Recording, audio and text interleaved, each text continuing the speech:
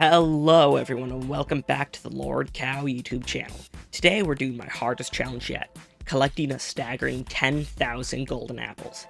This is quite a time-consuming challenge as it added over 300 in-game Minecraft days to my playtime. So, I would appreciate if you could drop a like on the video and subscribe to the channel.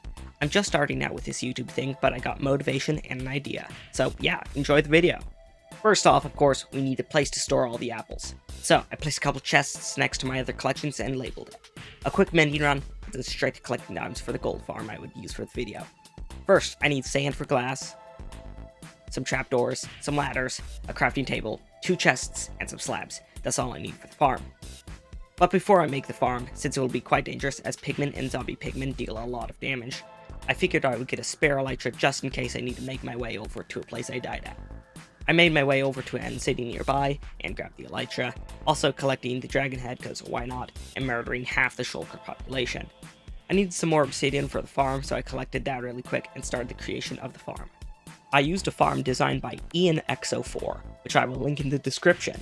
The whole idea is you make 2 layers, each 32 by 32, and have the pigmen drop through the trapdoors. They try and go near the turtle egg to destroy it, but get sent through the portal. Then, on top of the nether roof, you get the coordinates of the portal you build on the layer underneath, then build up around 150 blocks and make a platform with a portal. This is where I would go through to access the farm. On the other side of the platform, I build another portal where the zombie pigmen spawn from, so I could actually farm them. I then went back to the overworld, did some calculations on where to put the transfer portal, and build up. I then built 2 portals. One which would be where the pigmen come from the spawning areas, and the other which would lead to the killing chamber. Thankfully, the farm was working as it should, as you can see here. Next, I built the sorting system for the items which the pigmen drop, so it can be fully AFKable. I copied the sorting system from the YouTuber HighCraftX, which I will also copy the link to in the description. But of course, if I AFK'd, my sword would take damage and eventually break. So I got a mending book to apply to my sword to make it virtually unbreakable. Next though, I would need a fully powered beacon, as when you swing a sword too much, it brings down your food bar, eventually leading to you starving and dying. So I went to my nearby nether fortress and murdered the entire local wither skeleton population, including the women and children. My sword is rated E for everyone. And after a whole hour, I finally had all 3 skulls I needed to spawn the wither. I grabbed 4 soul sand for the wither body and dug a hole underground where I could spawn it.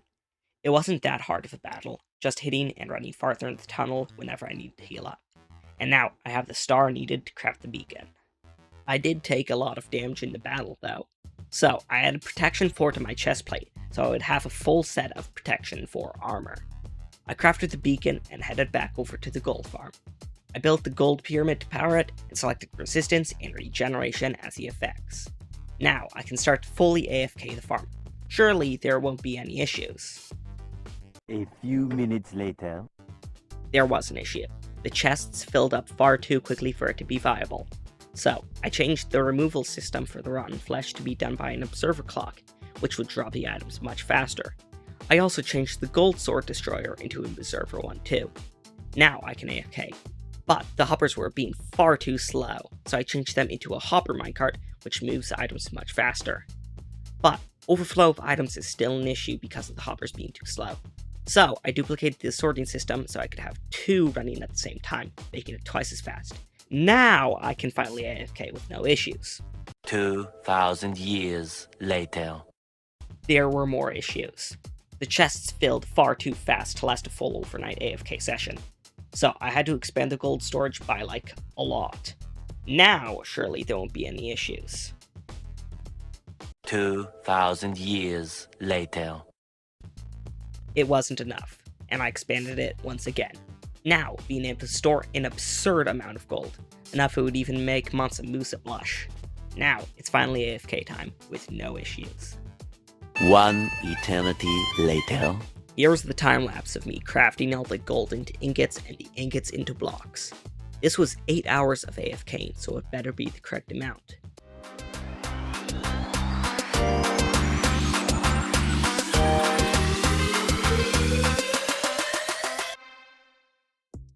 This was the full amount I collected after 2 nights of AFKing the farm. getting me more than halfway of the way there with the gold I needed. I then returned back to the gold farm and continued the AFK.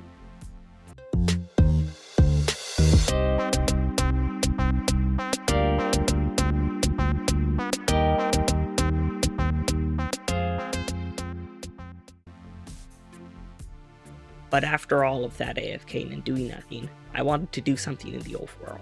So, I invited a random green guy my villagers didn't know into their home, uninvited, stuck the villagers into their new permanent homes, put the strange green guy behind them so he can bite their ankles like a rabid chihuahua.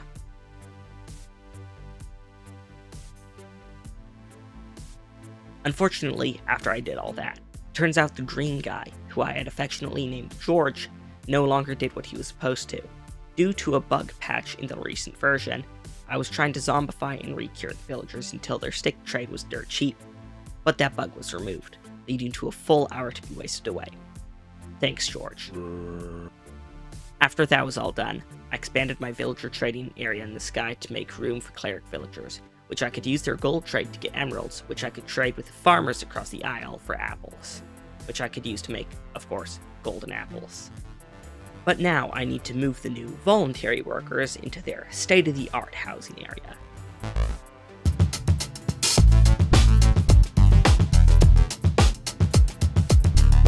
After I moved them in, I expanded the area even more so I could get more farmers and more clerics, quickening my pace. Now enjoy this time-lapse of me trading literally the entire world's economy's worth of gold to villagers in exchange for another valuable, which I can trade for 4 apples. These must be some darn good apples, I guess. I then went nether mining for some ancient debris so I can be fully dripped out for my attack soon in the video.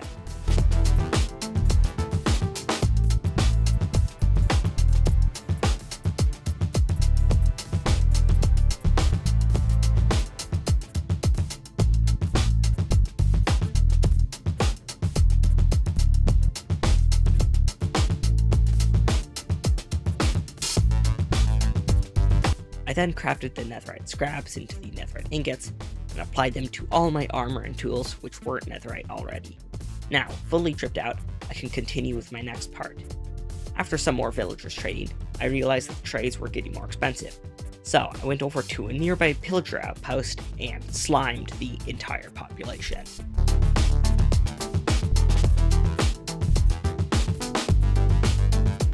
I went over to a nearby village with a bad omen effect, starting the raid, then brutally murdered them. I now have the hero of the village effect, allowing me to get lower priced trades, and I also got a few totems of undying, which I stored in my chests. Using my new effect to its full ability, I spent the next 2 hours trading. During this, my villager breeder villagers escaped, and were promptly assassinated. I replaced them with some spares and continued trading. And with these last 12 golden apples, I now have a full 10,000 flat golden apples. Thank you to those who made it to the end of the video. I appreciate it a lot. This took me a while to record and make, so I would appreciate if you would like and subscribe. Also, maybe leave a comment. I reply to those almost every time. Also, join my Discord. It's the best way to get in contact with me and chat about random stuff with people who like to watch my content. The link will be in the description. Once again, thank you for watching and see you in the next video. Goodbye!